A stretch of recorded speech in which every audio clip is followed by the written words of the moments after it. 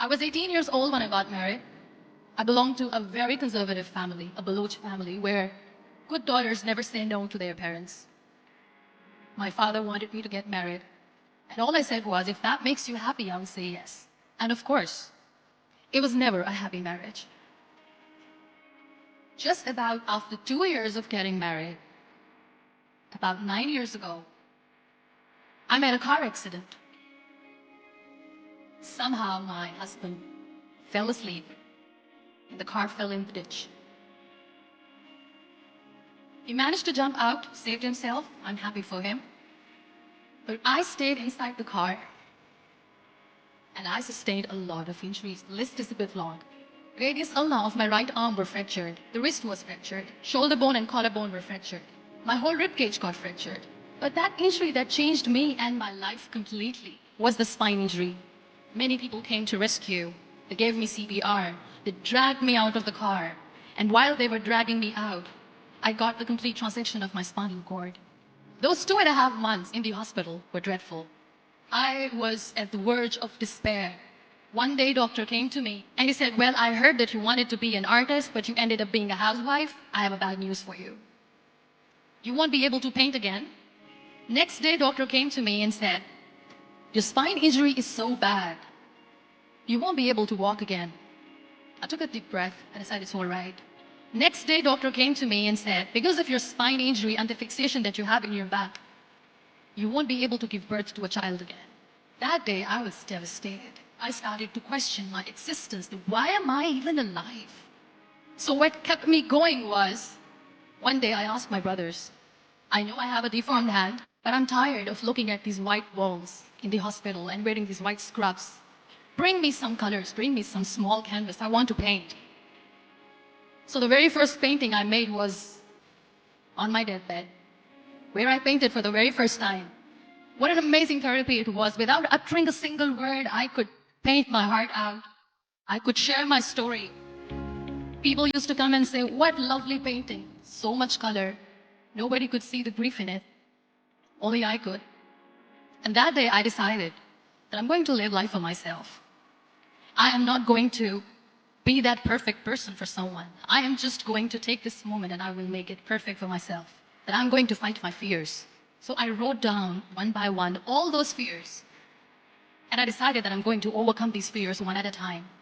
Do you know what was my biggest fear? Divorce. But the day I decided that this is nothing but my fear, I liberated myself by setting him free. And I made myself emotionally so strong that the day I got the news that he's getting married, I sent him a text that I'm so happy for you and I wish you all the best. And he knows that I pray for him today.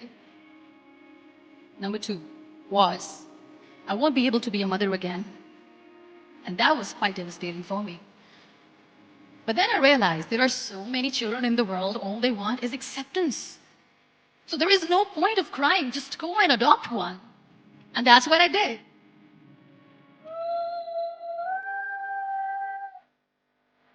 I gave my name in different organizations, different orphanages, and I waited patiently. 2 years later, I got this call from a very small city in Pakistan. I got a call and they said, are you Muniba Mazari? There is a baby boy and would you like to adopt?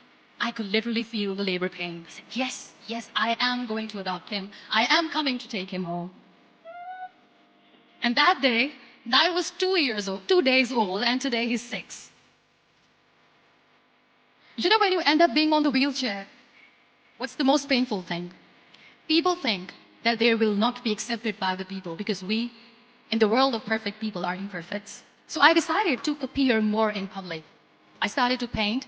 I have done a lot of modeling campaigns. I decided that I'm going to join the national TV of Pakistan as an anchor person. I became the National Goodwill Ambassador for UN Women Pakistan, and now I speak for the rights of women and children.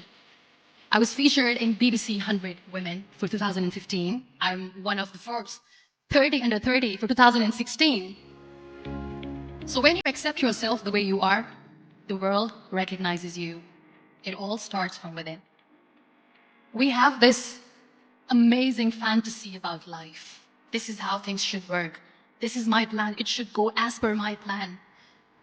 If that doesn't happen, we give up.